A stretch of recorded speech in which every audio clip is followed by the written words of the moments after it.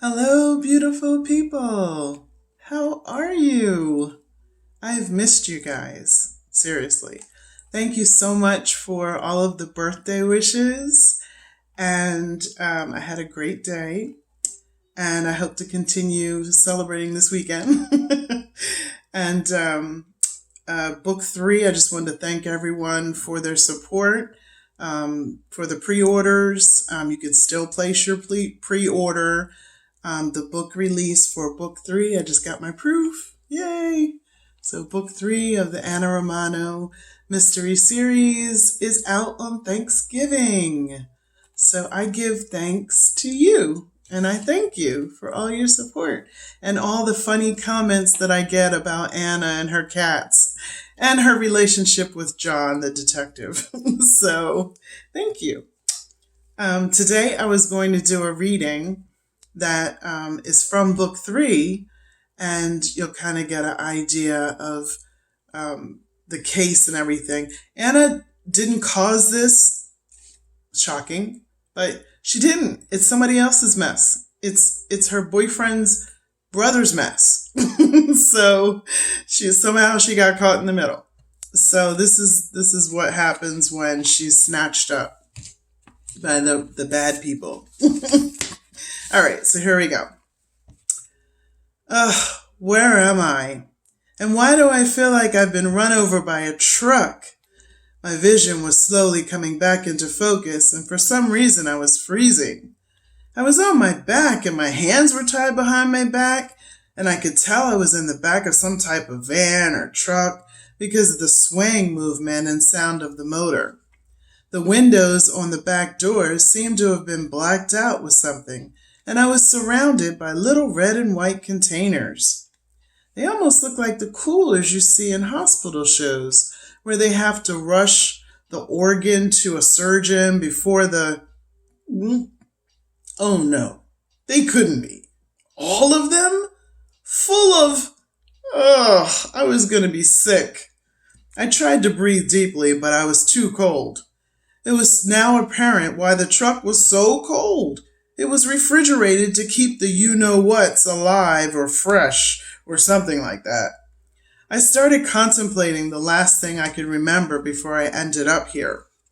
I remember placing my order at the cafe, grabbing my order, walking to the car, but I don't remember getting into the car. That's right. There was something stuck in my back and a man's voice. And then I dropped John's coffee and food. What would anyone want with me? I can't imagine another crazed psycho read one of my books and thought I was talking about him or her. Jeez. Another memory returned. Before I hit the ground from whatever incapacitated me, I saw the van. The letters LOV was on the side of the van with a logo of a red heart. It was the same logo on the side of all these little coolers. As a matter of fact, I recall the same logo on the badge of that model lady at the cafe. It was on a lanyard around her neck, probably some type of security badge for her company. I was looking around on the floor for my purse, but the kidnappers must have taken it. However, they did not search me, because if they did, they would have noticed the cell phone in my jacket pocket. Ha! Joke's on you. I had to get free and call for help, somehow. Just then, I lunged sideways as the van came to a sudden halt. As I peeked through the cracks in the black covering of the back windows, I could see it was even darker than before.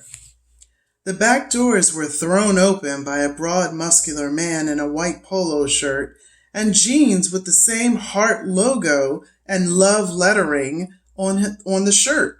He smiled casually and announced, "Final stop! Everybody out!" My eyes were adjusting to the light and I was attempting to stand when he appeared. It was the lady in the suit from the cafe. But why? What did she have to do with this? The muscular guy helped me jump down from the back of the van. I made sure to keep my arm close to my side pocket so that the phone stayed in place and hidden. I wanted to wipe that smirk off of her perfect, put-together face, and I was about to tell her so when a tall, distinguished gentleman in an expensive navy suit and blinding gold and diamond cufflinks came from the side of the van and joined her. They both reeked of money and power and wore the same pompous smirk on their faces. The woman finally greeted me as if we were old friends. "Anna," she gushed. "So lovely to see you again. Dear, I hope the ride wasn't too uncomfortable for you. Welcome to love, pronounced just like the term of endearment and romance. Love.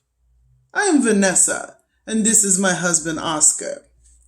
Her heels clicked on the concrete of the underground garage as she walked ahead of me, turning back slightly to speak. Her arm gestures were grand in contrast with her husband's quiet demeanor. She continued her spiel. "Come, let me show you where you will be staying, temporarily." "Why are you doing this? Does this have something to do with Scott? I really don't want to be in the middle of things. I just want to go home," I implored. "Yes, dear, we know exactly what's waiting for you back home. Besides those awful creatures you like to call your babies, there's a handsome detective, or what we like to call leverage." There was that pompous smirk again. I was so stunned I couldn't even respond. Although unclear about how she knew so much about me, one thing was for certain.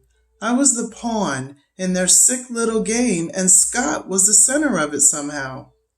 As if reading my mind, the woman, now known as Vanessa, continued her story. "You see, dear woman, you are simply a pawn in our plan to get Scott to cooperate and repay the money he owes us. And since he seems to be, what's the word, darling?" She looked at her husband for clarity, crinkling her forehead and snapping her fingers in the air. "MIA. Yes, that's it.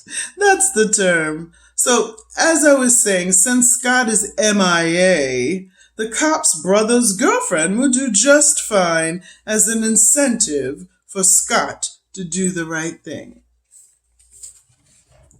And I'm going to leave it right there because I want you to get the book and read the story. How's that? And guess what? Christmas time? Guess what I'm going to do?